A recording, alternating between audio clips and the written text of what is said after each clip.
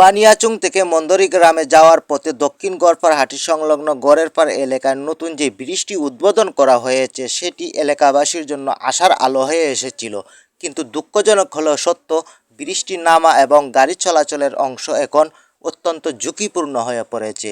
এই রাস্তা দিয়ে প্রতিদিন বানিয়াচং ও মন্দরি গ্রামের অসংখ্য মানুষ যাতায়াত করেন।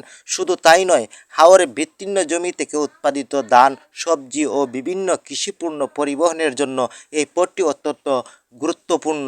কিন্তু বর্তমানে ব্রিজের সংযোগ সড়কের অবস্থা এমন যে যে কোনো সময় বড় ধরনের দুর্ঘটনা ঘটতে পারে। এলাকাবাসীর পক্ষ থেকে বিনীত অনুরোধ ও সংশ্লিষ্ট কর্তৃপক্ষ, স্থায়ী জনপ্রতিনিধি ও দায়িত্বশীল ব্যক্তিবর্গ যেন দ্রুত বিষয়টি নজরে নিয়ে ব্রিজের নামা ও রাস্তার ঝুঁকিপূর্ণ অংশটি মেরামতের উদ্যোগ গ্রহণ করেন।